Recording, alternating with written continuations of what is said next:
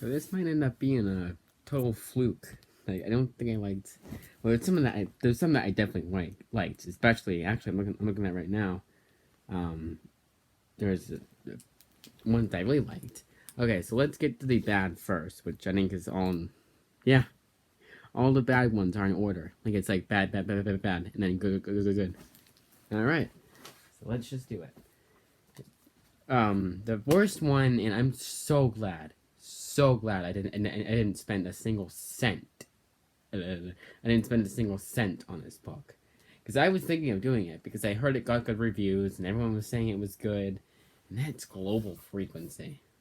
I was so excited to finally read this, and also it's by Warren Ellis. Warren Ellis is a really damn good writer, um, but I'm beginning to see why the guy isn't. I wouldn't say isn't like not as well known, but like he's not as well known as like Garth Ennis, I guess. I feel like more people know Garth Ennis and have read more Garth Ennis books than Warren Ellis, and I'm starting to see the reason for why. I mean, even his Transmetropolitan, while I do like that one, it is a little spotty, and I kind of regret getting Authority and not Planetary. Planetary I did like, but Authority I haven't read a single Authority issue.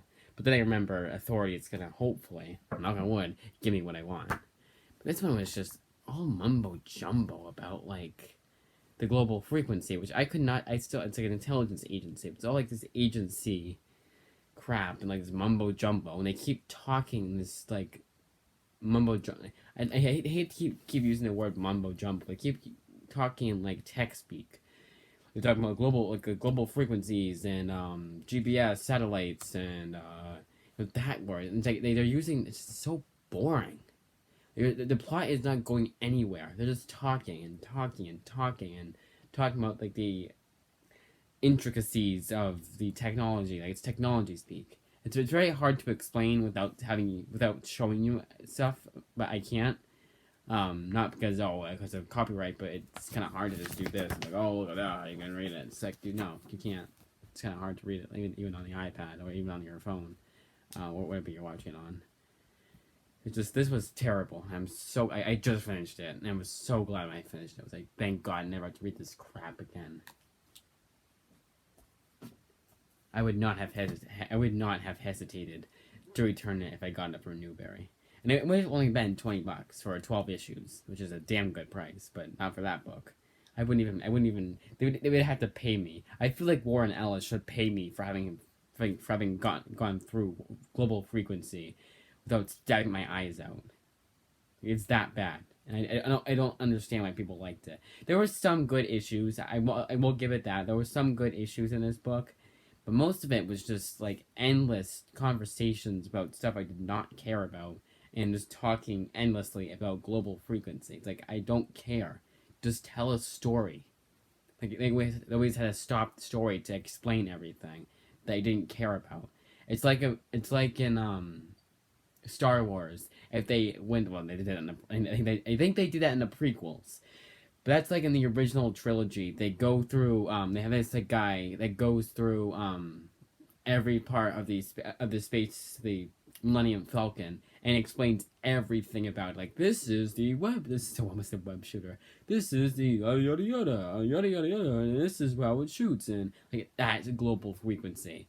Frequency is Star Wars going through every part of the Millennium Falcon, and they get on Tatooine.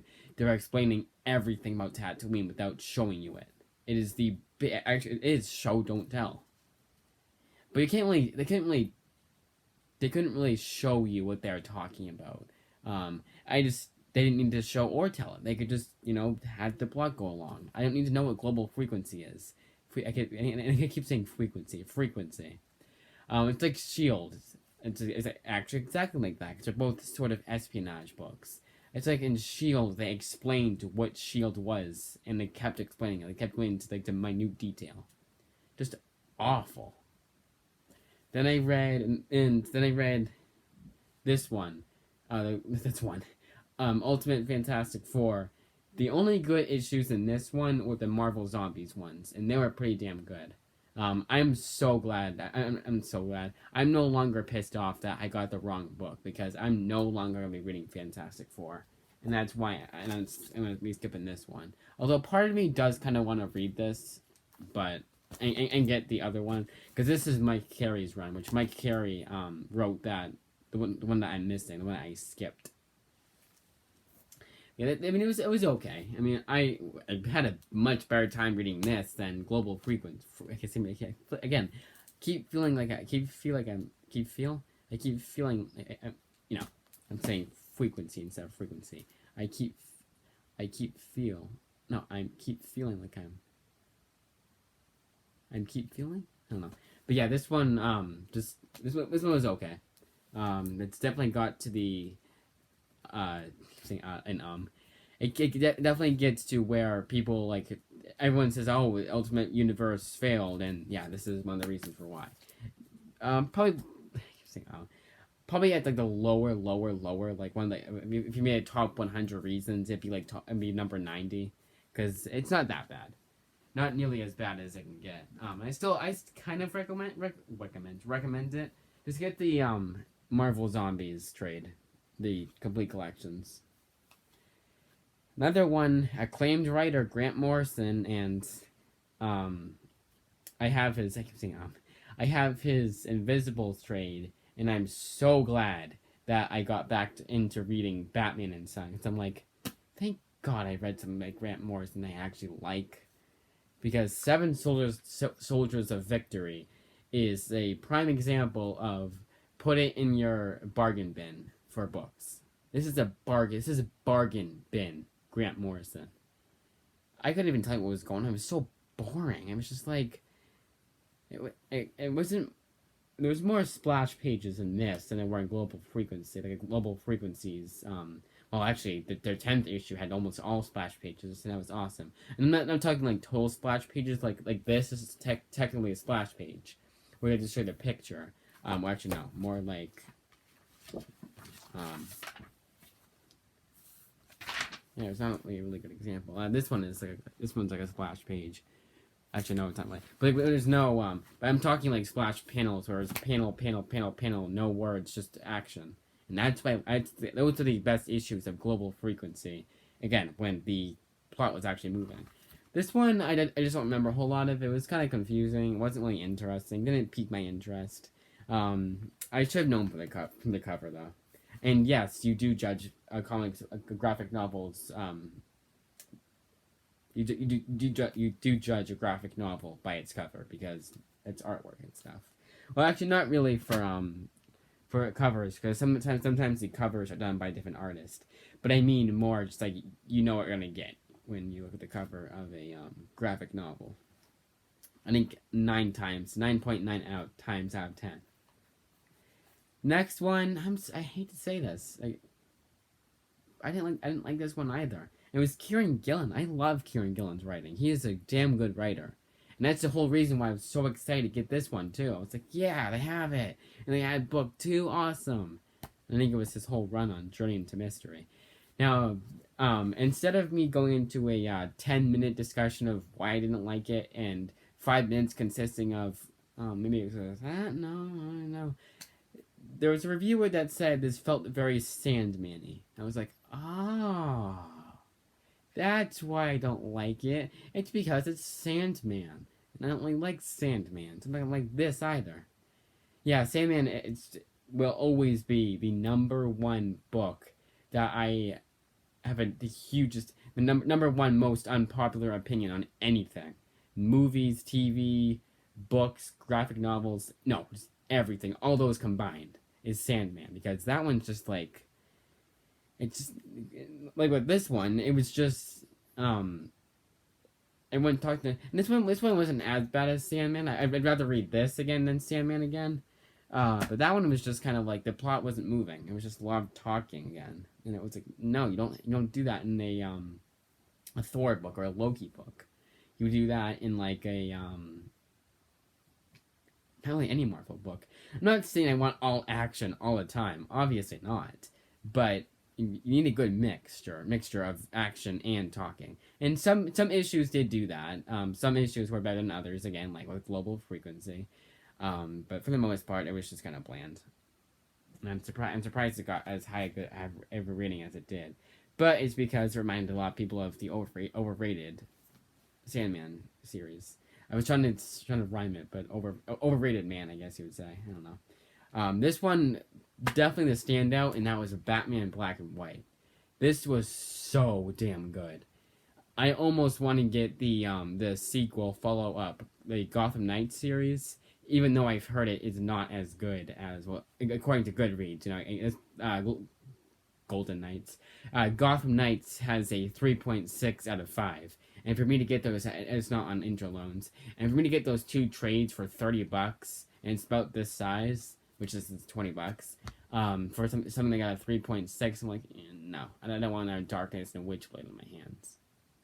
But this was so damn good. And it was another reason is that I believe Gotham Knights is a totally different creative team, at the most. But yeah, like even Neil Gaiman's not Neil Adams. He was easy to write an illustrator, not writer. Denny O'Neil. Even Denny O'Neil's stories were damn good. And that's Denny O'Neil. Which Denny O'Neil, I'm not saying he's a bad writer. I'm just saying his Batman and Superman ones I didn't like. Especially the Superman one. But that Superman one didn't seem to get as good reviews. Didn't seem to get 2 great reviews. It actually got 3.6. But this one, I highly, highly recommend. One of the best Batman books I've ever read. There's a guy that likes Batman. That's actually 2 of my subscribers that regularly comments. Read this. 100%. It was so damn good and the highlight of this week. I would say like none of them were bad. So the last issue, the issue 4, had like some slower stories, but none of them were like terrible. I wasn't like, oh, I can't wait to the end. I mean, it was kind of like that, but like very, very minimal. And that was mainly because it's an anthology series, so you got like it was at 54 pages, and there was like 4 to 5 7-page stories. I want to say it was 4 or 5, I don't know, but it's so damn good. It made 54 pages feel like a regular like comic like this. That's how good it was. And 54 pages is basically double this size. Or double a, actually, no, it's not, because 23 plus 23 is not 20, it's not 50. Yeah, 46, so it's a little bit more than double this. Because this, actually, I think this is 30 pages, but, you know. But that it made a double size book feel like a single size book, like regular size book. I almost could have binge read that all in one sitting. It was that damn good. Batman, and I was glad to find out. I was glad to find out that because my library didn't have Volume 2. I didn't want to get Volume 2 and 3, not have Volume 1. You know, own it. I was kind of glad to find out they didn't do too good after that. But I was also not glad. I was kind of like, you know what? Maybe I'll just make an exception and get it, because it was it's technically Gotham Knights, not Batman Black and White. Next one up is Batman TMNT Part 2. I'm waiting for Part 3 to be on intro loans. And in fact, I might even just put it on. This was good, but like with Part 1, I wasn't like, this is the best ever. Oh my god, this is so good, guys. You gotta read this. I still do recommend it. It was good. You know, good, not great. It was better than the first one, though. It gave me more of what I wanted. Actually, exactly what I wanted plot-wise, but like everything else-wise, it was decent. It was good. You know, I'm glad I read it. I'm glad I didn't buy it either. And then last one was Frog Catchers. This one was a quick read, and that's the reason for why I'm glad I didn't buy it for $14.99, because even though this is 112 pages, it felt like half that. And it was quick, and that's kind of a downside to this book too, because it kind of like because it was kind of like, oh, we're done already. Oh, okay, but I did like it. I did like the story. I liked it where it was going, and it's probably a good thing that I wanted more out of it, because that meant I really enjoyed it. It was a weird story, and I guess you could say it's not for everyone, but I'd say like if you're in for a different kind of story, then you'll enjoy it. Like, it's not too confusing.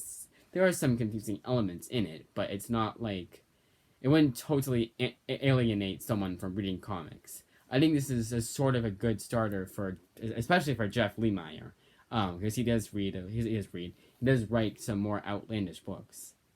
Yeah, he does. Because Family Tree is outlandish.